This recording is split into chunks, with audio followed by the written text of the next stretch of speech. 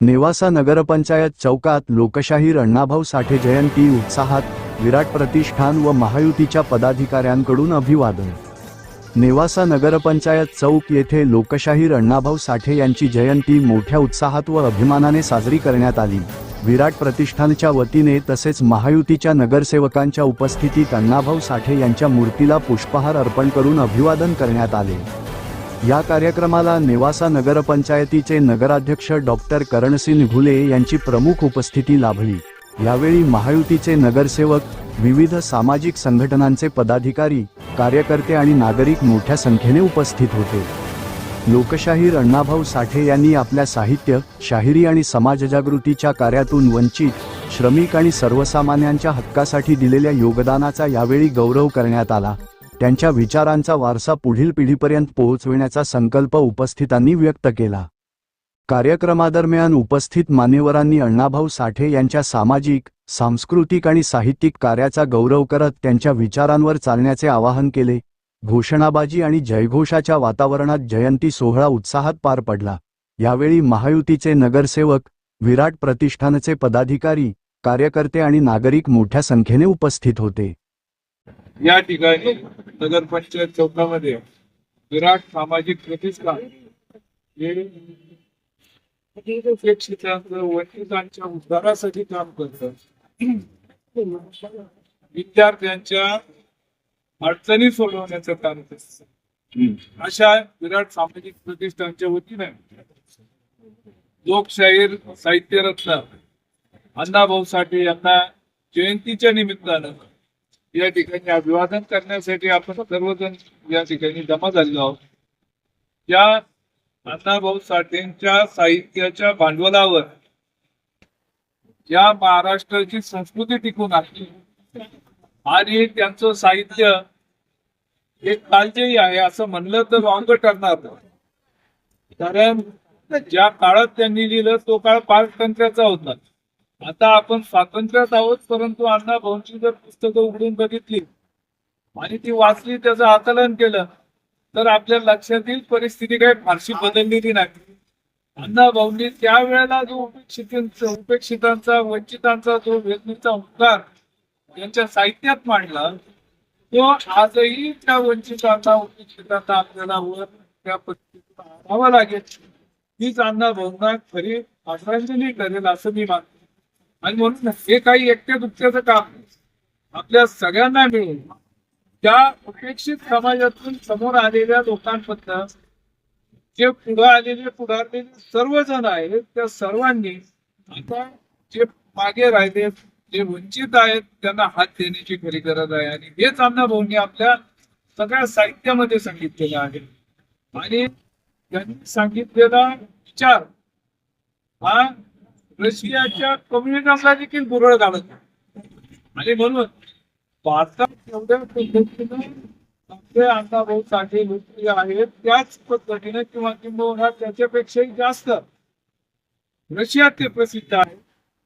आणि मी मला वाटतं हा महाराष्ट्राचा थोर सुपुत्र त्या ठिकाणी रशियात देखील आपल्या विचारांचा प्रभाव पाडू शकतो।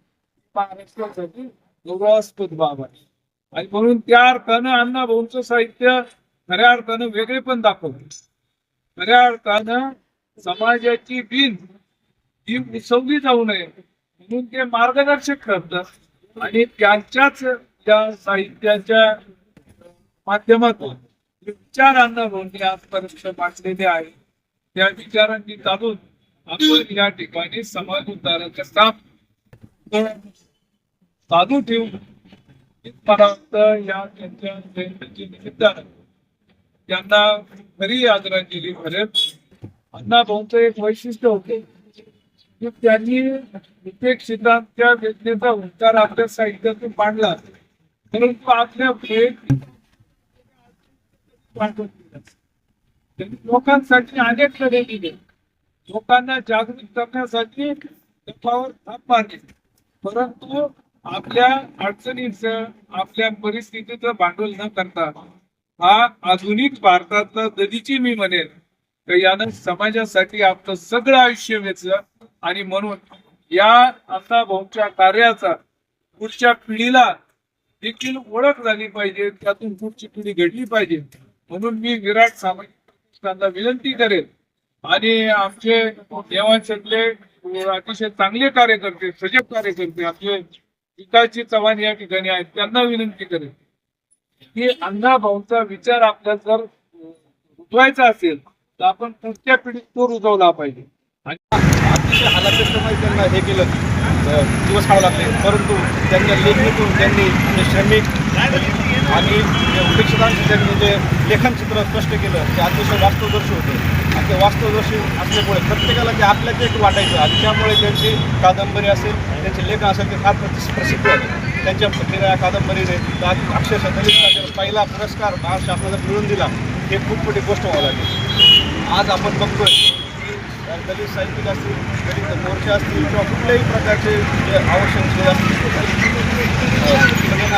त्यामध्ये अण्णाभाऊ साठेंच्या नावाने जयजयकार केला जातो. परंतु त्या जयजयकाराबरोबर त्यांच्या जर साहित्याची जोड दिली आणि जो समाज पुरुषवर्ग आहे तो सुद्धा याच्यामध्ये येऊ शकतो आणि भविष्यात प्रगल्भ होऊ शकते असं मला वाटतं.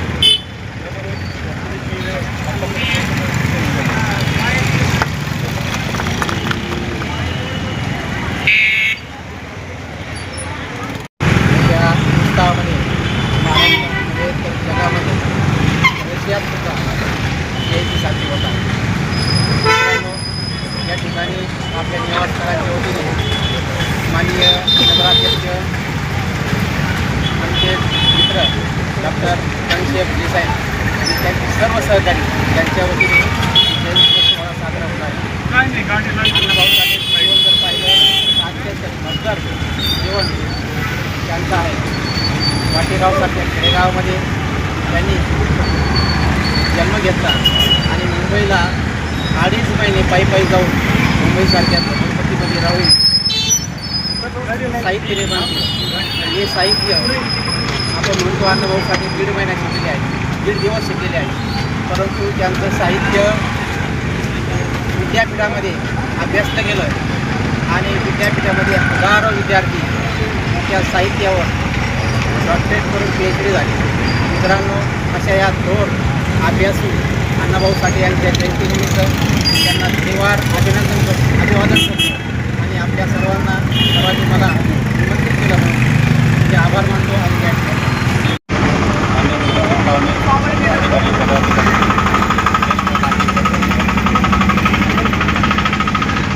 आपल्या सर्वांचे डॉक्टर अण्णाभाऊ साठे यांचा जन्म 1 ऑगस्ट 1920 साली सांगली जिल्ह्यातील वाळवा तालुक्यातील वाटेगाव या लहानशा खेड्यात. अण्णाभाऊ साठे हे फक्त 1.5 दिवस आहे, एक साहित्य सम्राट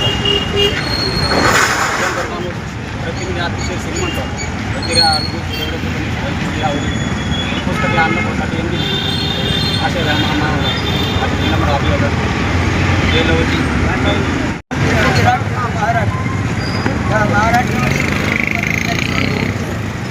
त्यावेळीचे अत्रे भरते खाडेकर असे नामाचे साहित्य मित्र हो.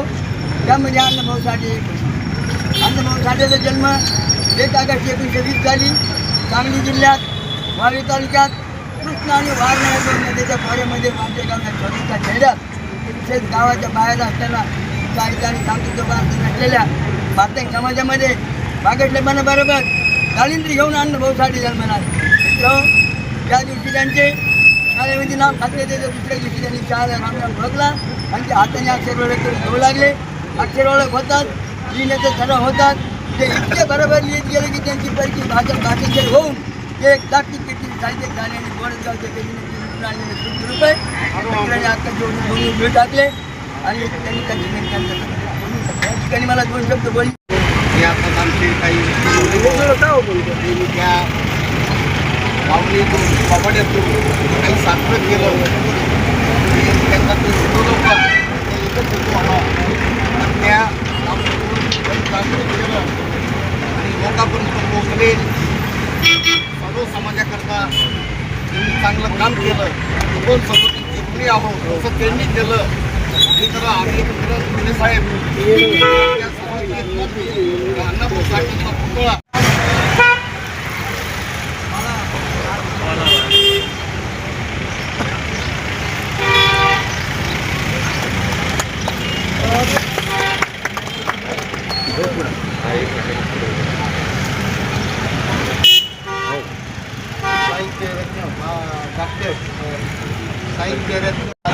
आणण्यासाठी महायुतीकडून गावगंगे यांचे मित्रमंडळ यांच्यातर्फे इनाम राज केलं आहे आणि आमच्या नगरसेवक इनाम राज एवढं बोलतो. आपल्या जिल्ह्यामध्ये समर्पण फाउंडेशनच्या माध्यमातून आपल्या शहराचे नगराध्यक्ष